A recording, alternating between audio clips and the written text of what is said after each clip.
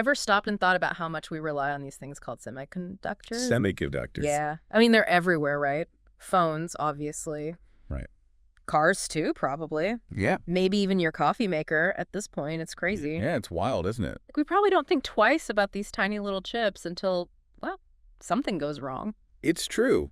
I mean, it's almost like they're the unsung heroes of the modern world. Totally. But then they've been impossible to ignore lately. Yeah. Especially with Intel getting that huge investment from the government, billions of dollars, right? Yeah, and it really shows you how important this stuff is now. I mean, it's not just a tech industry thing anymore. This is national security, global competition, the whole shebang. And that is exactly what we're diving into today, the wild world of semiconductor manufacturing. It's a wild world. How did the U.S. go from being top dog to, well, playing catch-up? What does it mean for the rest of us? Right. We've got some really interesting stuff to dig into.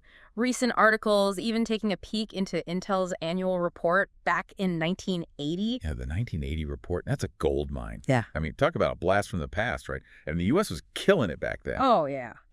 Just looking at these old pictures, they were on top of the world. I mean, the growth, the money, everything. What happened?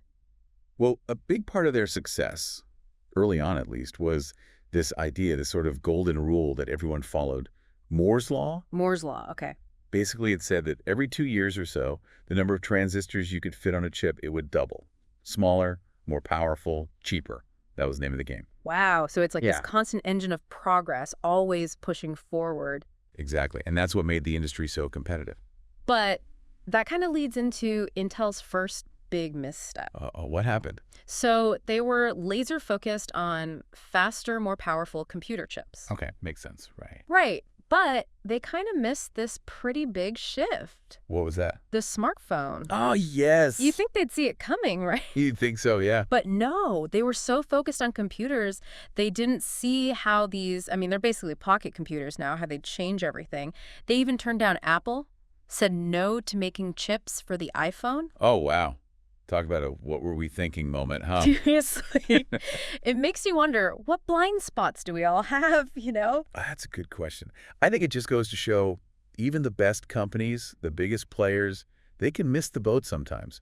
Disruptive innovation, they call it. So how do we avoid that? It's easy to see in hindsight, right? It is, yeah. But I think the key is to stay flexible, adaptable, always be on the lookout for what's coming next, where the next big change is coming from. Yeah. Because it's not always obvious. That's for sure. Yeah. And for Intel, well, that wasn't their only problem. This is where things get even more complicated. More complicated. How so? It's called EUV lithography. EUV. So this is where it gets really interesting. We're talking cutting edge, almost science fiction level stuff here. This is the technology that's absolutely essential for making the most advanced chips today, the ones that power everything. So we've gone from transistors getting smaller and smaller to shrinking the tools we use to make them. That's wild. It is pretty wild. And this is where the story takes a turn. See, EUV lithography, this revolutionary technology, it was actually researched right here in the U.S., funded, in part, by the government. But then Intel, they hesitated. They hesitated. Why? I think they underestimated it. Yeah. They didn't fully grasp the potential, how important it would become in the long run. They thought it was too difficult, too expensive. So American researchers are building this groundbreaking technology. Yeah. And one of our own companies, Intel, they're like, nah, we're good. Yeah, you got to hand it to them, though. TSMC and Samsung, they saw the potential. That's right. And that's where ASML comes in, right? They're the only game in town who can actually make these EUV machines, the things making the most cutting-edge chips. It's mind-blowing when you think about it. It really is.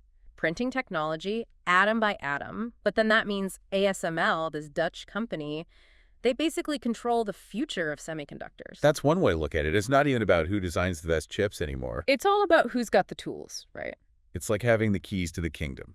Okay, but then what about China? We were talking about them before. Right, because if they get their hands on this tech, imagine what that means for their AI development. And their military, too, right? That can't be good. That's the thing about technology. It's got this dual-use potential, and the U.S., they know it. That's why they're putting the pressure on ASML. Not to sell those EUV machines to China. Exactly. They're trying to hold on to that advantage. So it's like a global chess match, except the board is made of silicon and the pieces are these microscopic transistors? pretty high stakes, wouldn't you say? Hmm. And then you've got the CHPS Act, billions of dollars pouring in. It's all connected. So wait, how did we get here? From this whole EUV situation to the U.S. basically hitting the reset button on chip making. It's about realizing you've got a weak spot. The U.S. was getting a little too comfortable relying on others, especially with all the tension with China. Especially since those chips are in everything, right? Exactly. From our defense systems to, heck, even our hospitals. It all depends on this stuff. And if that supply chain gets disrupted, Oh, not good. That's probably not a risk they want to take, especially as technology becomes more and more important. it's like building your house on someone else's foundation, not the smartest move. So the GHES Act, it's about taking back control, investing in American manufacturing again. Sounds like a gamble, though. I mean, billions of dollars, are we sure this is going to work? And a lot of that money is going straight to Intel, right? Yeah, it's a big bet for sure. And Intel's been having a rough time lately.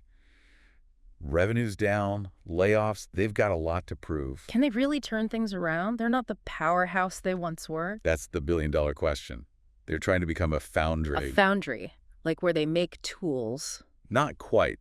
Think of it like they want to be the guys who build chips for other companies, kind of like what TSMC does. So instead of just making their own chips, they'll make chips that other companies design. Isn't that a huge change for them? It is. And the competition is fierce.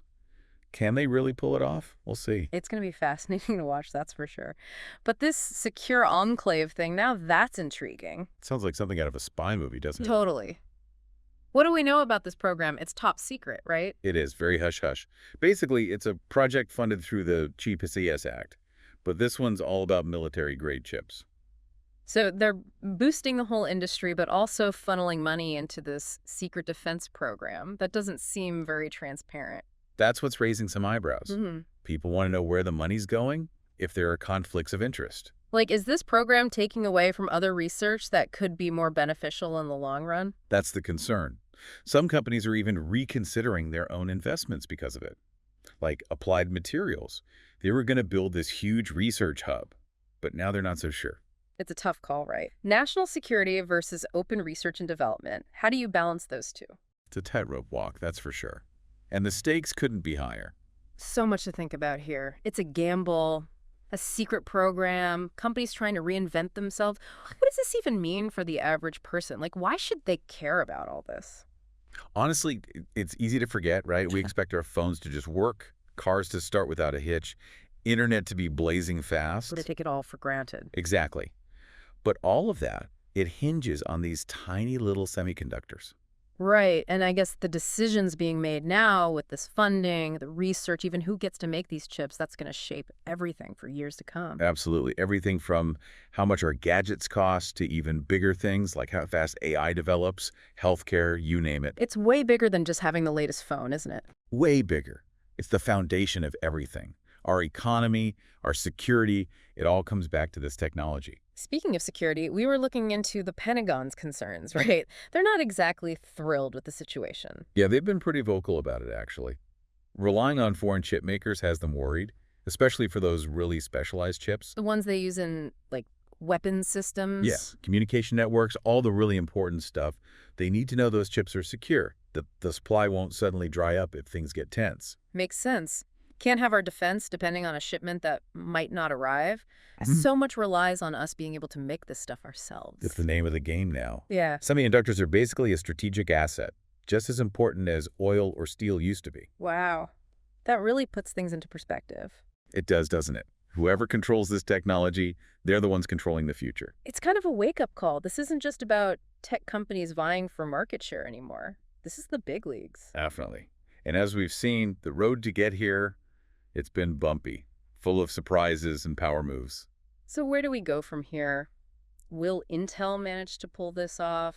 And what about China? What are they going to do with all this? Tough questions. Honestly, I don't have a crystal ball. If only. But one thing's for sure, this whole semiconductor saga, this is just the beginning, right? Yeah, absolutely. This is an industry that's always pushing the boundaries, always innovating. It's mind-boggling when you think about it. But it's also a good reminder that even the things we use every day, the technology we hardly even notice, it's got a fascinating story behind it, full of intrigue, global politics, the whole 9 yards. Absolutely. And maybe that's the biggest takeaway from all of this. To stay curious, ask questions, because even the smallest components can have a huge impact. And who knows what the future holds? That's the truth. This has been a wild ride through the world of semiconductors. It's not just about chips, it's about power, it's about progress, it's about the future. And it's only just getting started.